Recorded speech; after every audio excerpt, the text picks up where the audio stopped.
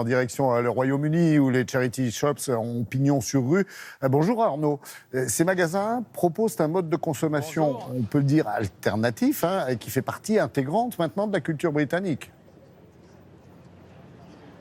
Oui, Laurent, et vous le savez, ici, le principe de solidarité fait partie de la culture britannique. Il faut dire que le modèle social est un petit peu moins protecteur que ce qu'on connaît en France.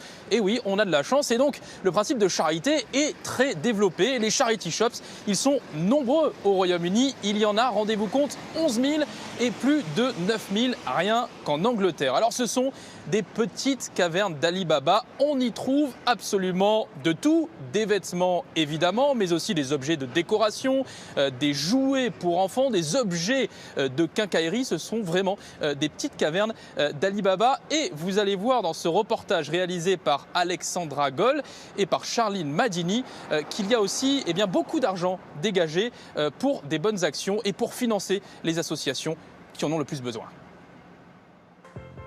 Vu de l'extérieur, comme de l'intérieur, l'impression est la même, celle de se trouver dans une incroyable caverne d'Ali Baba.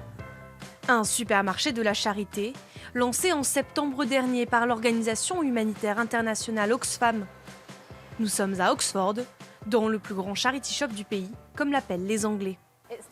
Ici, on vend de tout, des meubles à l'électroménager, en passant par les vêtements, les livres et la décoration. C'est vraiment organisé comme un grand magasin. 1700 mètres carrés, soit 7 terrains de tennis, 40 000 objets en tout genre et un rayonnage qui n'a rien d'envier à la grande distribution et qui attire des clients. C'est joliment rangé par couleur et il y a de l'espace. C'est pour une bonne cause. L'argent revient à des associations et je suis un peu addict aux livres, alors ça me permet d'en obtenir à des prix qui me conviennent. En 6 mois, plus de 500 000 € ont déjà été récoltés grâce à ce magasin. Le magasin permet véritablement de dégager des revenus pour venir en aide lors de catastrophes humanitaires ou même pour des projets à l'échelle locale. Ces magasins de charité, on en compte plus de 11 000 à travers le Royaume-Uni, comme à Lutterworth, petit village au nord de Londres, 8 000 habitants, 5 pubs et autant de magasins caritatifs qui se fondent dans le paysage. Merci pour votre don. Oh mon Dieu, c'est lourd. À 82 ans, Christine Higman est toujours derrière le comptoir. Chaque jour, elle reçoit les dons des habitants et s'occupe du magasin, aidée par les nombreux bénévoles. Il y a 20 ans, elle crée son association et ouvre une petite boutique afin de lever des fonds contre la leucémie, une cause qui la touche personnellement. La petite fille d'une amie a eu la leucémie, alors on a commencé à organiser des tombolas. Quelque temps après, c'est ma nièce qui est décédée de la maladie. Au départ, on a ouvert une boutique pour 6 semaines, mais cela a tellement bien marché qu'on a décidé de continuer. Nos profits vont directement à la recherche. On veut agir et trouver un remède. En 20 ans, les ventes du magasin de Christine Higman ont permis de récolter 1 700 000 € pour la recherche. Cela représente en moyenne 85 000 € par an, une réussite qui fait la fierté de cette retraitée. Et en Angleterre, boutique solidaire ne signifie pas ringard ou démodé. Au contraire, c'est même devenu tendance.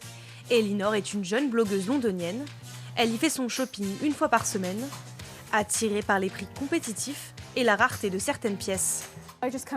Je cherche vraiment quelque chose qui attire mon regard, que ce soit la coupe, la couleur ou la matière. J'aime porter des choses que personne d'autre n'a. Et j'aime aussi l'excitation de trouver une pièce unique. Ce sentiment, vous ne pouvez pas le trouver ailleurs, parce que vous savez que personne n'aura ce vêtement. Il ne reste plus qu'à partager ses trouvailles avec sa communauté, des adeptes comme elle de ce nouveau mode de consommation, plus économique, écologique et surtout solidaire. Bah oui, on vient de le voir en effet, Arnaud, ces magasins sont extrêmement répandus au Royaume-Uni et ils fonctionnent aussi très bien économiquement. Oui, parce que l'économie solidaire est en plein boom au Royaume-Uni. Rendez-vous compte, ces associations, en tout cas ces charity shops, ont permis de dégager, rien que l'an dernier, plus de 350 millions d'euros. Et ce qui est intéressant, c'est qu'on est en train de s'apercevoir que les courbes s'inversent. C'est-à-dire que vous savez qu'il y a une crise, notamment des avenues, comme on l'appelle ici au Royaume-Uni, où vous avez énormément de magasins de proximité qui ferment. La croissance justement des magasins au Royaume-Uni est en baisse de 1%, là où la croissance des charity shops, elle, au contraire, est en augmentation de plus de 3%. Et vous expliquez comment alors ce succès en Angleterre? Et est-ce que ça d'ailleurs peut inspirer les Français?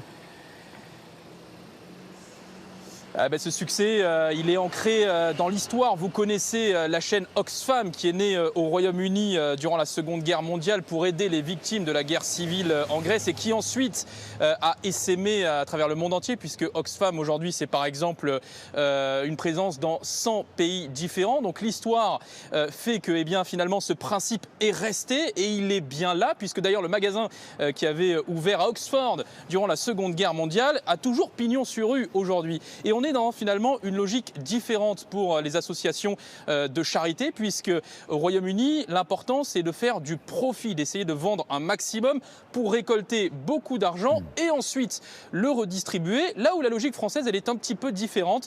On essaye de créer des structures pour favoriser l'insertion, pour embaucher des personnes qui en ont besoin. C'est le cas d'Emmaüs, par exemple, que vous connaissez. Merci beaucoup Arnaud, bon shopping et bon week-end bien sûr.